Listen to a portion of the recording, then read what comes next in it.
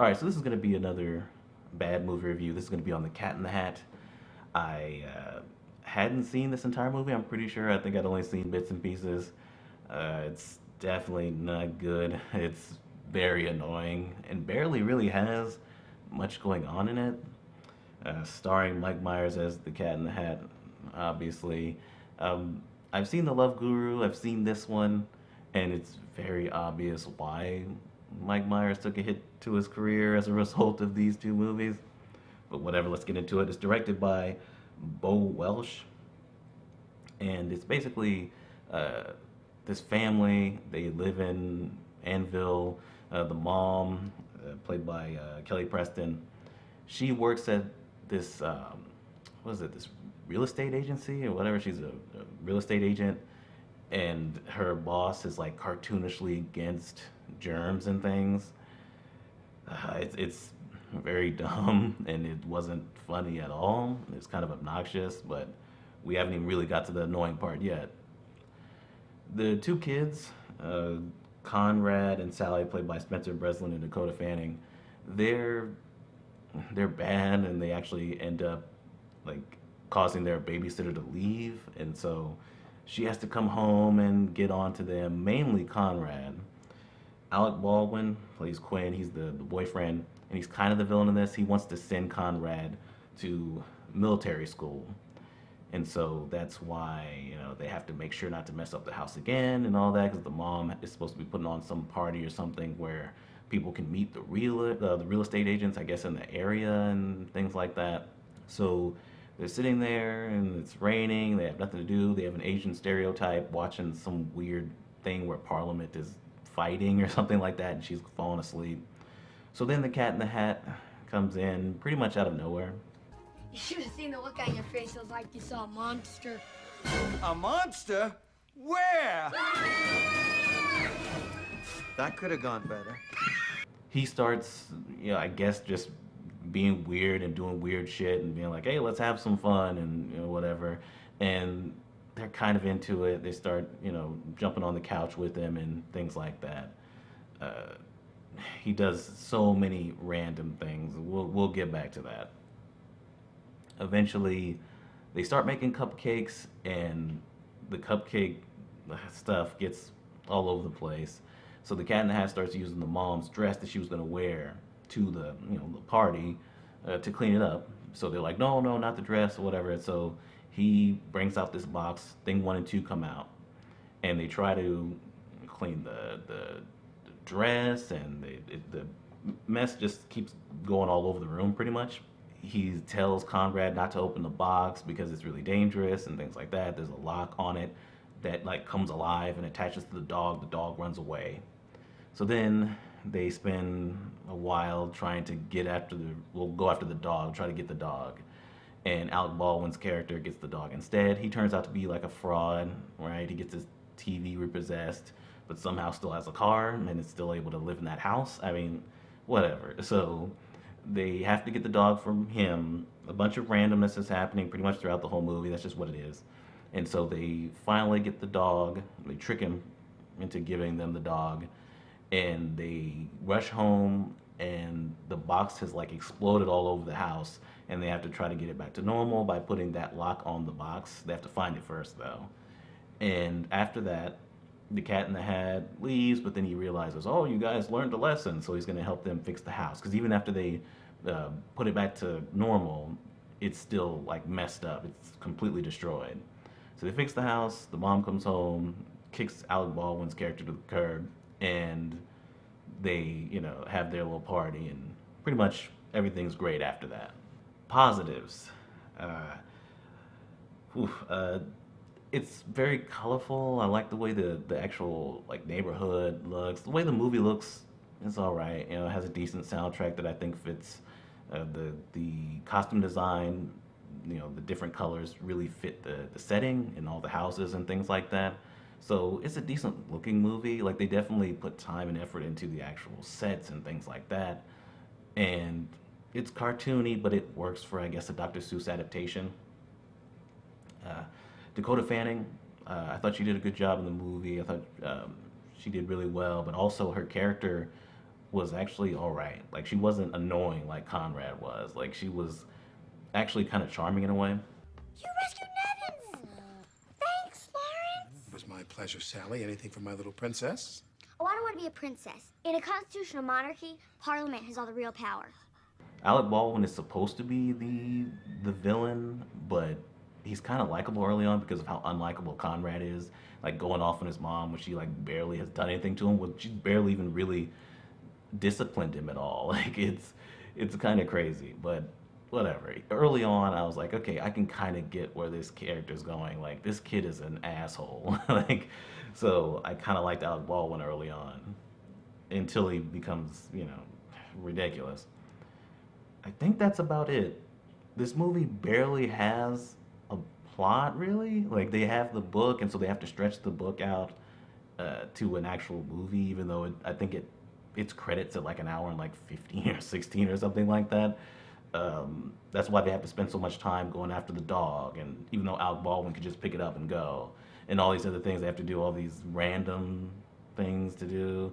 We have to have somewhat of a climax, so they have to go through the house to try to clean things up. And I actually did like the way that the house looked when it was all messed up. It was kind of creative. But that's it. There's really nothing going on other than Mike Myers being an annoying asshole for most of it, right? Like he's so random. He comes out in random outfits. He's doing random song numbers. It is ridiculous. It's endless. It's just Mike Myers just doing his thing, making a bunch of noise, jumping all over the place. The thing 1 and 2 are doing the same thing, and the Cat in the Hat, he already looks kind of weird and kind of off-putting, but Thing 1 and Thing 2, those things are freakish. Thing 2 would like to clarify that just because he wears the number 2 does not imply in any way that he's inferior to Thing 1. And all of the above. He says you may feel free to call him Thing A if you like. He will also accept Super Thing, Thing King, Kid Dynamite, Chocolate Thunder, or Dead. The whole thing. It just goes on and on. Like he's pretending to be like a plumber while he's fixing the couch so they can jump on the couch, and he's got his ass crack out. I mean, it's nothing but Mike Myers just making noises and being weird. I mean, and it's not even just him. It's just the whole movie is just so random as a result of that, because there's a part where they go into like this little booth or whatever, and they go in there and there's just a bunch of people partying with Cat in the Hat hats on, just randomly. Is he running this party because they all have the hat? I don't know. But then Paris Hilton is there dancing out of nowhere. There's this part where he's pretending to be a piñata at a birthday party, and so they're like hitting him and everything. Then this kid comes up, hits him, like hits him from the back, but like in the crotch area. And all of a sudden, it turns into like some weird fantasy where he's wearing a dress. Like, where did that come from?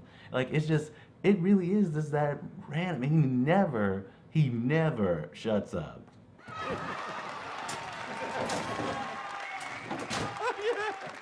Delicious cupcakes are just minutes away. Did you just say minutes away? That's impossible! You're not just wrong, you're stupid. Now wait just a minute. And you're ugly, just like your mum. They have the fish in here who I don't think they even acknowledged the fish was there beforehand. I don't remember them, because I remember when the fish starts talking, I was like, why are they even focusing on this fish? Because they haven't been focusing on them at all up to this point. It just feels so kind of out of nowhere. Like, that kid, Conrad, when he's pushing down everything on the counter, when he's doing all these other things, when he's being an asshole to his mom for really no reason, he's annoying, right? And then also the boss, you're fired. That was annoying too. But once Mike Myers gets there, it becomes so obnoxious. It was pissing me off. It really was. I was like, man, nothing of what you're saying is funny. It's like, is there a director? Is there a director? Was there the writers? Did they write anything? Because at this point, it feels like it's just Mike Myers in an outfit just being fucking weird. That's the main takeaway. I mean, it just feels like such a bastardization of that original Dr. Seuss book. Like, you see, Illumination has made terrible adaptations of their movies too, but you see the Lorax in commercials, in car commercials, and you're like, wow, this is blasphemous. Nah, that ain't got nothing on this. Like, this feels like Dr. Seuss should, come back as a zombie and like eat Mike Myers. It feels like that. It's like he's rolling over in his grave. Anytime anybody watches this movie, he rolls back over, and it keeps happening. It's bad, especially as somebody who grew up with Dr. Seuss and also this book. This is one of the most popular ones. It really does piss me off watching this because I'm like, there's so much of nothing going on, but yet it's just so annoying. Like, the thing one and thing two being police officers, I guess, were they eating her registration? Was that what was going on? I mean, they're just like at a certain point, like especially like when Thing and Two first got introduced, they were really just jumping around the house, like just jumping around, making noises, and the kids are trying to stop them. That's it. It's like, my God. I was like, will you please, you want to scream into the movie, will you please shut the fuck up? Like, please. The movie stops dead for him to be like, oh, look at that, just be moving around, moving around, moving around. And my God, you want to take a shotgun to his head. I mean, anyway, I think that might be because there's so little here. It's just him saying random things, doing random things in random outfits, song numbers, and that's it, really. There's a part where, at the very end when they're in the house and they're going down the slide to try to get to the box to lock it, and out of nowhere he like does like a Universal Studios plug. I was like, what the fuck? This movie is fucking awful. I'm really telling you, like, I think I might have chuckled once. It's just Mike Myers being an asshole. Jeez, man. Fuck. She was gonna wear that tonight and you ruined it. Honey, it was ruined when she bought it. Yeah. That's it. It was kind of touching, some of the moments with the kids towards the end. Sally and Conrad, when they're kind of like, let's just take the rap for this and things like that. And when they're finally getting along with their mom towards the end and things like that. But it is so hard to get there. There's nothing going on in this, like very much nothing, other than Mike Myers being weird in a cat outfit, in an ugly cat outfit, with two other things being weird as hell too. And a random fish that just keeps talking only because that's in the book. Like, only because that's in the book. And even that looked bad. A lot of the effects look bad. Like, there's a part where it's bubbling up around the babysitter. That looked pretty bad, too. This is just a bad movie. It's obnoxious, right? Like, I've seen The Love Guru, and I'm like, well, Mike Myers, you're obnoxious in that. But there's something about this movie in particular when it's, a Dr. Seuss property that really pisses me off. I don't know, man. The whole time I was watching, I was like, please be over. It feels like it's 5 hours long, and it's really, really, really short because there's nothing going on in this bitch. Most of it is padding. Anyway, that's The Cat in the Hat. That's all I have to say. There's very little to talk about other than how annoying this movie is. Just infuriating at certain points. And it shouldn't exist. It just shouldn't. So I'm going to give it a complete shit because it was really, really, really getting on my nerves. And it does feel like the bottom of the barrel for like kids movies and things like that, right? Like, yeah, Mike Myers, get on out there and do your thing, man. You're hilarious, man. We love those Austin Powers movies. Yeah, do your thing. And yeah, I really did not enjoy this at all. Yeah, it deserves the hate. But anyway, that's The Cat in the Hat. I hope I never see this again in my life. And we're done.